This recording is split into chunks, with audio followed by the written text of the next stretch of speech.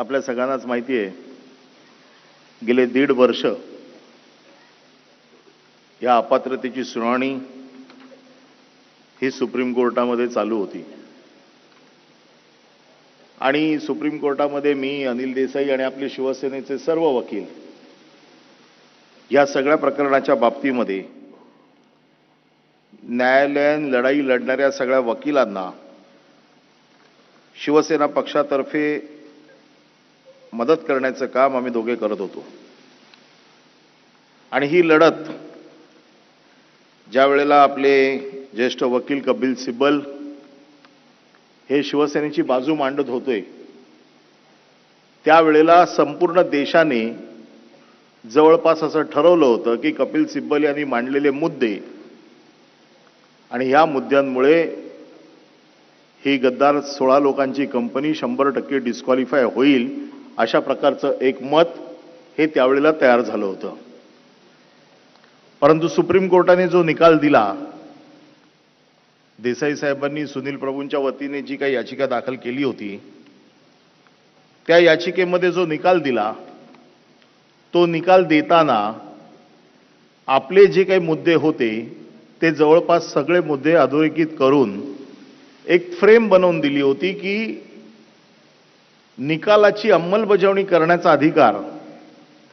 हा अध्यक्षांना आहे आणि म्हणून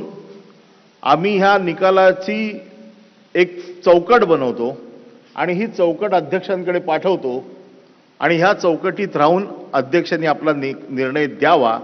अशा प्रकारची एक चौकट बनवून दिली होती। आणि ह्या चौकटीत जे काही मुद्दे दिले होते त्या मुद्द्यांपैकी 2 मुद्दे जे महत्त्वाचे होते, त्याच्यामध्ये एक अपात्रतेचा मुद्दा होता आणि अपात्रतेचा मुद्दा हा परिशिष्ट 10 भारतीय घटनेच्या परिशिष्ट 10 म्हणजे शेड्यूल 10च्या खाली जे अपात्रतेला पात्र होतात, कोणाला अपात्र करता येतं, याच्यासाठी अतिशय स्पष्ट गाईडलाईन त्यांनी दिली होती, जी आता सरोदे साहेबांनी सांगितली की सुप्रीम कोर्टाने काय निकाल दिला होता आणि राहुल नार्वेकरांनी आपण सुप्रीम कोर्टापेक्षा कसे वरचढ आहोत हे त्यांच्या निकालात सिद्ध कसं केलं। आणि हे सगळं करताना इलेक्शन कमिशनच्या समोर आपली जी काही पक्षाच्या चिन्हाची आणि नावाची जी लढाई चालू होती, त्याच्यामध्ये जो निर्णय आला, साधारण त्याच निर्णयाचं वाचन हे राहुल नार्वेकरांनी केलं। राहुल नार्वेकरांनी हा जो कालचा जो निर्णय दिला, या निर्णयामध्ये आपल्याला डिस्क्वालिफाय करताना काय निकष लावले, डिस्क्वालिफाय न करण्यासाठी काय निकष लावले आणि त्यांना डिस्क्वालिफाय न करण्यासाठी काय निकष लावले, हे थोडक्यात आता अमित सरोदेनी आपल्याला सांगितलं, असीम सरोदेनी आपल्याला सांगितलं। पण सगळ्यात महत्त्वाचं याच्यामध्ये मी या सगळ्या गोष्टीत न जाता एक निर्णय जो महत्त्वाचा, ज्याच्या आधारे शिवसेनेच्या ओरिजिनल शिवसेनेच्या सर्व लोकांना अपात्र न करण्याचा, म्हणजे आपल्याला न करण्याचा निर्णय आणि त्यांना अपात्र न करण्याचा निर्णय जो काही घेतला, त्याच्यात एक महत्त्वाचा विषय असा घेतला की आम्ही निवडणूक आयोगाला पत्र लिहिलं आणि निवडणूक आयोगाकडे शिवसेनेच्या कुठल्या कुठल्या घटना आहेत, कारण सर्वोच्च न्यायालयाने ज्या वेळेला आपलं निरीक्षण नोंदवलं त्याच्यामध्ये एक महत्त्वाचं वाक्य होतं की राजकीय पक्ष ठरवताना तुम्हाला केवळ विधिमंडळाचा राजकीय पक्ष बघता येणार नाही, तर त्याबरोबर मूळ राजकीय पक्ष, त्याची घटना, त्याची संघटनात्मक, त्याची रचना आणि इतर चाचण्या देखील घेणं अतिशय गरजेचं आहे। आणि म्हणून मग जर घटना बघायची असेल तर त्या घटनेमध्ये पक्षप्रमुखांना काय अधिकार आहेत, पक्षाच्या नेत्यांना काय अधिकार आहेत, घटनेचं नीट पालन झालेलं आहे की नाही, 5-5 वर्षाने तुमच्या निवडणुका झालेल्या आहेत की नाही,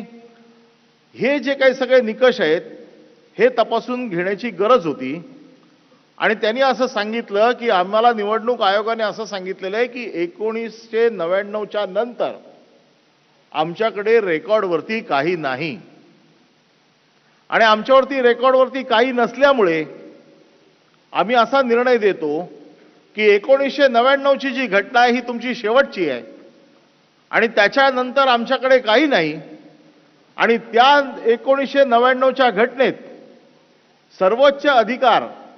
हे शिवसेना प्रमुख बाळासाहेब ठाकरे यांनाच होते. त्याच्यानंतरचे अधिकार कोणाला दिलेल्याची नोंद आमच्याकडे नाही. आणि आता बाळासाहेब नसल्यामुळे आम्हाला विधिमंडळाचा पक्ष हाच मूळ पक्ष आहे असं समजून आपलं चिन्ह पण काढून घेतलं, आपलं नाव पण काढून घेतलं आणि त्याच निर्णयाची पुनरावृत्ती साधारण राहुल नार्वेकरांनी आपल्या निकालात केलेली आहे. आणि म्हणून ज्या वेळेला निवडणूक आयोगाची केस चालू होती त्यावेळेला निवडणूक आयोगाने ज्या ज्या गोष्टी आमच्याकडे मागितल्या होत्या या सगळ्या गोष्टींची पूर्तता आम्ही केलेली आहे. आणि त्या पूर्ततेची जी केलेली आहे त्यांचा खोटेपणा हा जनतेच्या न्यायालयात सिद्ध व्हावा. कारण आम्ही सगळीकडे देऊन देखील निकाल जर असे येत असतील तर उद्धव साहेबांनी जी काही भूमिका मांडली शेवटी आपल्याला जनतेच्या न्यायालयातच जावं लागेल आणि लोकांना समजावून सांगावं लागेल की हे आपल्याशी कसे खोटे वागतायत त्याचे साधारण पुरावे मी आपल्यासमोर सादर करतो. आणि म्हणून की जी 2013ला